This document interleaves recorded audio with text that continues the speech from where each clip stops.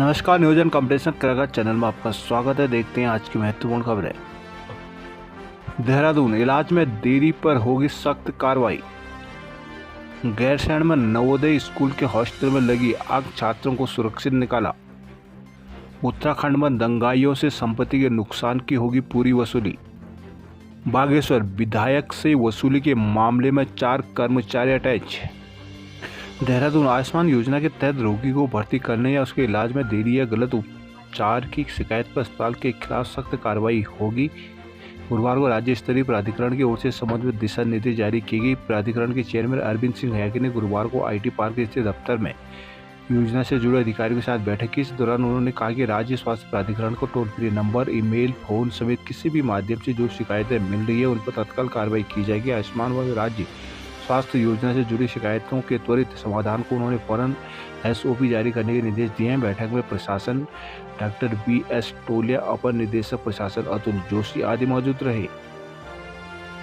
गैरसैंण, राजीव गांधी नवोदय विद्यालय गैरसैंण के बालक छात्रावास में गुरुवार तड़के करीब 4 बजे आग भड़क गई। फाइबर से कमरे आग की चपेट में आ गए। स्टोर रूम से आग भड़कनी शुरू हुई थी। आनंद फानन में सभी 40 छात्रों को सुरक्षित बाहर निकाला गया। घटना से प्रशासन और शिक्षक विभाग में हड़कंप मच गया। अफसरों ने हॉस्टल का निरीक्षण किया। विद्यालय के छात्रावास में 4 कमरे बने, इनमें से 3 का छात्र प्रयोग छात्रों के रहने और 1 का उपयोग स्टोर रूम के तौर पर किया जाता है। सुबह छात्र रोहित को आग लगने की आभास हुआ। उसने कमरे में सो रहे अपने साथियों और ड्यूटी पर तैनात चौकीदार को सूचना दी। शिक्षकों को आग लगने की जानकारी दी गई। आग तेजी से फैलने लगा। सभी छात्रों को सुरक्षित बाहर निकाला गया। फायर ब्रिगेड की टीम ने आग पर काबू पाया। तब तक छात्रों की कॉपी किताबों सहित कपड़े, रजाई, गद्दे, स्टोर में रखा सारा सामान जलकर खाक हो गया था। शुरुआती जांच में आग का कारण शॉर्ट सर्किट के सामने आया है। स्कूल की प्राचार्य आरती गुसाई ने बताया कि छात्रावास के 3 कमरों में कक्षा 6 से 12 तक के 40 छात्र थे, सभी सुरक्षित हैं। SDM संतोष पांडे ने बताया कि छात्रों के रहने की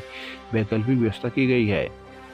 उत्तराखंड प्रदेश में सरकारी और निजी संपत्ति का नुकसान पहुंचाने वाले दंगाइयों पर सिंगजा कसने वाले उत्तराखंड लोक तथा निजी संपत्ति क्षति वसूली विधेयक 2024 को गुरुवार को राजभवन ने मंजूरी दी थी। ये विधेयक गैरसैंण में हुए मानसून सत्र के दौरान 23 अगस्त को लाया गया था।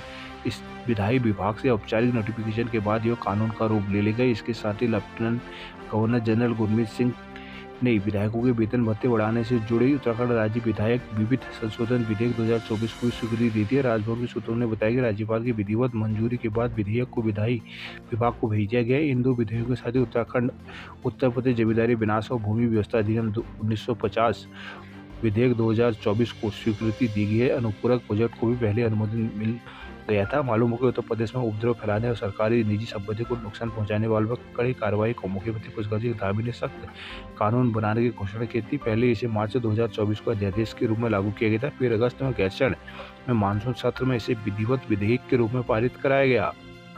बागेश्वर, विधायक के नाम पर वसूली के आरोप वाले आंगनबाड़ी कार्यकर्ता के वायरल वीडियो की प्रारंभिक जांच के बाद CDPO समेत 4 कर्मचारियों को जिला मुख्यालय में अटैच कर दिया गया। मामले में विभागीय जांच की तैयारी शुरू कर दी गई। इस प्रक्रिया में करीब 1 महीने का समय लगेगा। जांच के बाद ही आगे की कार्रवाई होगी। मालूम होगा 3 दिन पहले कपकोट के आंगनबाड़ी कार्यकर्ता ने वीडियो वायरल किया था, जिसमें उसने कई कर्मचारियों पर गंभीर आरोप लगाए थे। साथ ही विधायक के नाम पर 1-1 हज़ार वसूलने का आरोप भी लगाता है। DM आशीष भट्टकई ने इसका संज्ञान लेकर CDO RC तिवारी को जांच के आदेश दिए हैं। CDO ने जांच कमेटी बनाई है। कमेटी ने 2 दिन प्रारंभिक जांच के बाद CDO को रिपोर्ट सौंपी है। इसके आधार पर CDO ने शिकायतकर्ता आंगनबाड़ी वर्कर कमला दानू, CDPO पूजा आर्या, सुपरवाइजर निर्मला रावत और हंस अठानी को जिला कार्यक्रम अधिकारी कार्यालय बागेश्वर में अटैच कर दिया है। प्रारंभिक जांच में वीडियो में लगाए गए आरोप की पुष्टि नहीं हुई है। अब विभागीय जांच हुई, इसके लिए जिलाधिकारी को संस्तुति के लिए पत्र भेजा गया। संस्तुति मिलने के बाद विभागीय जांच होगी। इस प्रक्रिया में 15 दिन से 1 महीने तक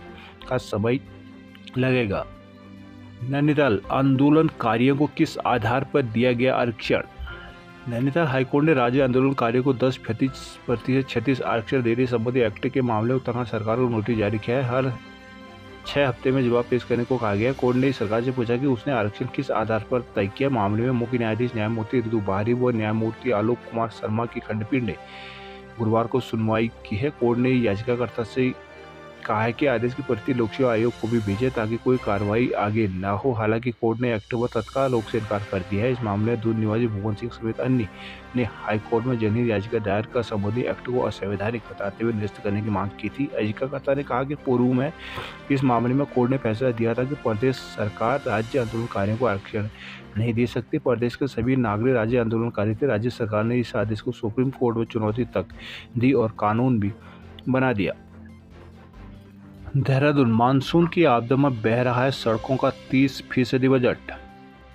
उत्तराखंड में मानसून की आपदा में हर साल सड़कों के बजट का 30% हिस्सा बर्बाद हो रहा है। इस बजट से सड़कों का विकास प्रभावित होने के साथ ही बजट का सही उपयोग भी नहीं हो पा रहा है। राज्य में निर्माण विभाग का कुल सालाना बजट 1000 करोड़ के करीब है, जिसमें राज्य सेक्टर के साथ ही एनएच और केंद्रीय सड़क निधि का बजट भी शामिल है।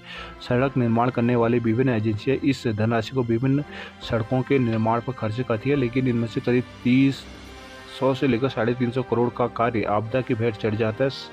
बाढ़ व भूस्खलन की वजह से हर साल बड़ी संख्या में सड़कों के जगह टूटने से एक तरह से सड़क निर्माण पर खर्च होने वाली धनराशि बर्बाद हो रही है। लोक निर्माण के एचओडी डी.के. यादव ने कहा कि राज्य में बारिश से हर साल बड़ी संख्या में सड़कें क्षतिग्रस्त हो रही है। उन्होंने स्वीकार किया कि इस वजह से विभाग के बजट का एक बड़ा हिस्सा आपदा में बह रहा है। उन्होंने कहा कि हिमालयी राज्यों के साथ हमेशा से यह दिक्कत रही है और हमें इन परिस्थितियों में ही आगे बढ़ना होगा।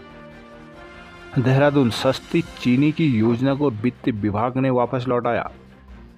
खाद्य विभाग की सस्ती चीनी योजना के लिए अभी और इंतजार करना पड़ेगा। वित्त विभाग ने खाद्य विभाग के 22 लाख परिवारों से जुड़ी इस योजना को आपत्ति लगाते हुए लौटा दिया है। सूत्रों के अनुसार वित्त विभाग ने योजना के लागू होने पर प्रस्तावित खर्च को काफी ज्यादा माना है। खाद्य विभाग से योजना को लागू करने के औचित्य की जानकारी भी मांगी है। वित्त के इस रुख से खाद्य विभाग को झटका लगा है। एक वरिष्ठ अधिकारी ने बताया कि वित्त विभाग की आपत्तियों में क्रमवार जवाब बनाकर भेजा जाएगा। मालूम हो कि राज्य में वर्तमान में कुल 1.8 लाख अंत्योदय परिवारों को हर महीने रियायती मूल्य पर 1 किलो चीनी मिलती है। कुछ समय पहले खाद्य विभाग ने राज्य के सभी 23 लाख परिवारों को रियायती मूल्य पर चीनी देने का प्रस्ताव दिया था। यह योजना खाद्य मंत्री रेखा आर्या की महत्वाकांक्षी योजनाओं में शामिल है। इसके तहत वर्तमान में 1 किलो चीनी पा रहे अंत्योदय परिवारों को 2 किलो चीनी हर महीने देने का प्रस्ताव था। अंत्योदय परिवार के इस वक्त 13.50 रुपये प्रति किलो के हिसाब से चीनी दी जाती है। बाकी 12.10 लाख प्राथमिक परिवार और राज्य खाद्य योजना से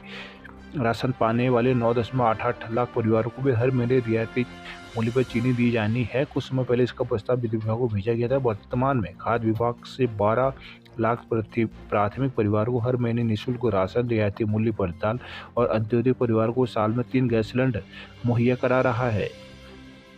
नई टहरी भाजपा के खिलाफ कोतवाली पहुंचे कांग्रेसी।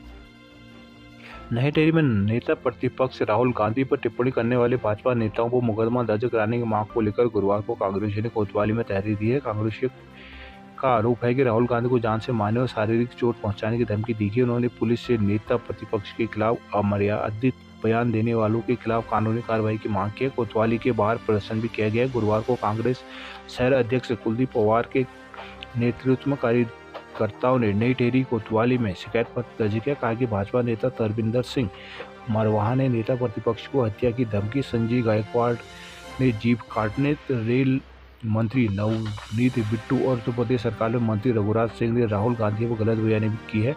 कांग्रेस नेताओं ने आरोप लगाया कि भाजपा नेता जानबूझकर देश में हिंसा भड़काने का काम कर रहे हैं। बयानों को सोशल मीडिया और अन्य माध्यमों ने जनता के बीच फैलाने का काम भी कर रहे हैं, जिससे देश में शांति व्यवस्था खराब हो। कांग्रेस ने कहा कि नेता प्रतिपक्ष राहुल गांधी संसद में समाज के वंचित वर्ग, महिलाओं, युवाओं, दलितों के मुद्दे उठाते हैं। कांग्रेस को मिले जन समर्थन को भाजपा नेता सहन नहीं कर पा रहे हैं। लैंसडाउन की सूबी एमपी में राष्ट्रपति के हाथों सम्मानित।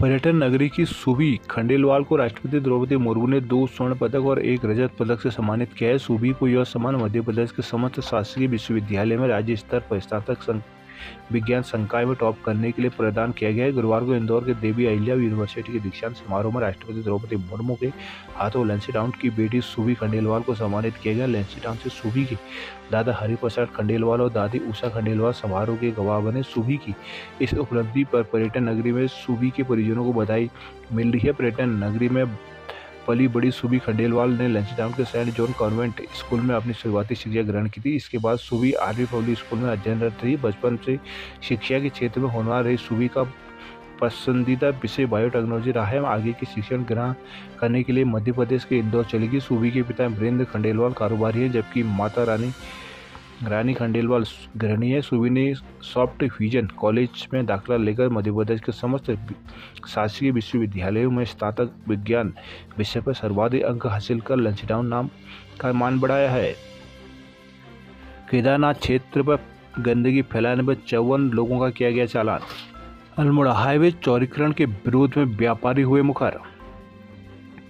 अल्मोड़ा के दनिया क्षेत्र में अल्मोड़ा पिथौरागढ़ नेशनल हाईवे के चौड़ीकरण की कवायद के बीच विरोध भी शुरू हो गया है। गुरुवार को दनिया के व्यापारियों जनप्रतिनिधियों ने केंद्रीय राज्य मंत्री अजय टम्टा को ज्ञापन भेजकर एनएच चौड़ीकरण के बजाय बाईपास की मांग उठाई है। कहना है कि यहाँ सड़क चौड़ीकरण किया गया तो बाजार के साथ कई महत्वपूर्ण संस्थानों को भी हटाना पड़ेगा। केंद्रीय मंत्री अजय टम्टा ने अल्मोड़ा पिथौरागढ़ एनएच के चौड़ीकरण को अपनी प्राथमिकता में रखा है। एनएच चौड़ीकरण की लगभग सभी प्रक्रियाएं पूरी हो चुकी है, लेकिन कार्य शुरू होने से पूर्व ही दनिया के व्यापारियों जनप्रतिनिधियों ने आपत्ति दर्ज करा दी है। केंद्रीय राज्य मंत्री को ज्ञापन भेजकर कहा गया है कि एनएच में ऐतिहासिक दनिया कस्बा है। यहाँ सड़क से लगे 2 इंटर कॉलेज है। इसके अलावा 2 हाई स्कूल, 1 महाविद्यालय, 1 पॉलिटेक्निक, 1 ITI, 3 बैंक, ट्रेजरी सहित कई निजी विद्यालय भी है। इसके अलावा पूर्व थल सेना अध्यक्ष स्वर्गीय BC जोशी का पैतृक गांव भी यही है। कहना है कि अगर यहाँ एनएच चौड़ीकरण किया गया तो इन संस्थानों के अलावा पूर्व बाजार को काफी नुकसान होगा। बागेश्वर में कई गाँवों के लोगों ने किया प्रदर्शन। बागेश्वर सर्वे के 9 साल बाद भी सड़क निर्माण कार्य पूरा न होने पर ग्रामीणों ने कड़ी आपत्ति जताई। ग्रामीण नाराज हुए, जिला मुख्यालय में प्रदर्शन किया। यहाँ हुई सभा में ग्रामीणों ने विभाग को उपेक्षा का आरोप लगाया। चेतावनी दी कि यदि 1 सप्ताह के भीतर सकारात्मक कार्रवाई नहीं हुई तो ग्रामीण क्रमिक अनशन शुरू करेंगे। ग्राम भैरुचा बट्टा गैराड़ बलना के ग्राम प्रधान के नेतृत्व में ग्रामीण गुरुवार को जिला मुख्यालय पहुंचे। यहाँ अपने गाँव कमागों के समर्थन में नारेबाजी की। यहाँ हुई सभा में वक्ताओं ने कहा कि 2015 में पंत कैराली गैराड़ से सुकराड़ी घटीगाड़ बनिया उड़ियार सिमायल तथा भैरू चौबट्टा तक सड़क की सर्वे हुई है। सर्वे के इतने साल बाद भी सड़क का निर्माण आज तक नहीं हो सका। सड़क के अभाव में ग्रामीण परेशान है। मरीजों तथा बुजुर्गों को सड़क मार्ग तक लाने में खासी परेशानी होती है। ग्रामीण जब भी सड़क की मांग को लेकर ज्ञापन देते तो विभाग गांव में सर्वेयर को भेज देते हैं, लेकिन उनसे आगे की कार्रवाई आज तक नहीं हुई। अब ग्रामीण खुद को ठगा महसूस कर रहे हैं। उन्होंने कहा कि जब वह किसी आश्वासन का भरोसा नहीं देंगे, अब आर पार की लड़ाई लड़ी जाएगी। 1 सप्ताह के भीतर ठोस निर्णय नहीं लिया गया तो ग्रामीण क्रमिक अनशन शुरू करेंगे। इस मौके पर बोलना के प्रधान कृष्ण गैराड़ की रेखा देवी, भैरू चौबट्टा के नवीन चंद्र सहित प्रकाश थौनी, रमेश चंद्र, नैन राम, कैलाश शंकरलाल आदि मौजूद रहे। चंपावत स्पोर्ट कॉलेज का भूमि पूजन अक्टूबर में। रेखारिया खेल व युवा कल्याण मंत्री रेखा आर्या ने गुरुवार को खेल निदेशालय में खेल विभाग की समीक्षा की। इस दौरान उन्होंने कहा कि चंपावत में 264 करोड़ की लागत से जल्द महिला स्पोर्ट कॉलेज की स्थापना की जाएगी। इस दौरान उन्होंने विभाग की विभिन्न योजनाओं की भी समीक्षा की। उन्होंने उदयमान खिलाड़ी उन्नयन योजना, मुख्यमंत्री खिलाड़ी प्रोत्साहन योजना, मुख्यमंत्री खेल विकास निधि, हल्द्वानी में खेल विश्वविद्यालय की स्थापना और चंपावत में महिला स्पोर्ट कॉलेज की स्थापना के संबंध में अधिकारियों से जानकारी ली। उन्होंने चंपावत में बन रहे महिला स्पोर्ट कॉलेज का भूमि पूजन अक्टूबर के पहले सप्ताह में करने के निर्देश दिए हैं। रेखा आर्या ने बताया कि चंपावत महिला स्पोर्ट कॉलेज के लिए विभाग ने 264 करोड़ का एस्टीमेट बनाया है और जल्दी आगे कार्रवाई शुरू की जाएगी। बैठक में विशेष प्रमुख सचिव अमित सिन्हा, निदेशक जितेंद्र सोनकर मौजूद रहे। टनकपुर में विदेश भेजने के नाम पर 2.4 लाख ठगे। बिलासपुर रुद्रपुर में दोनों एक्सप्रेस पलटाने की साजिश, रेल ट्रैक पर रखा खंभा। पिथौरागढ़ धारचूला में हंगामा के बाद आदि कैलाश यात्रा के 667 पास किए गए जारी। आदि कैलाश दर्शन को पहुंचे यात्री इनर लाइन पास जारी होने से हो रही देरी से भड़क उठे। गुरुवार को तहसील कार्यालय में यात्रियों ने जमकर हंगामा काटा। बताया कि आक्रोशित यात्रियों के हंगामे को देखते हुए SDM ने उन्हें समझाने की कोशिश की, लेकिन वे नहीं माने। बाद में उच्च अधिकारियों के हस्तक्षेप पर सभी 667 यात्रियों को इनर लाइन पास जारी किए गए। इसके बाद यात्री भगवान भोलेनाथ के जयकारे लगाते हुए उच्च हिमालयी क्षेत्रों को रवाना हुए। नगर के तहसील कार्यालय में सुबह से इनर लाइन पास के लिए यात्रियों की भीड़ एकत्र होने लगी थी। 10:30 बजे तक इनर लाइन पास जारी न होने से यात्रियों आक्रोशित हो उठे। उन्होंने कहा कि कई दिनों से वह इनर लाइन पास जारी करने की मांग उठा रहे हैं ताकि दर्शन के बाद वो वापस अपने घर जा सके। लोगों ने बताया कि विवाद बढ़ा तो SDM ने उन्हें काफ़ी समझाया।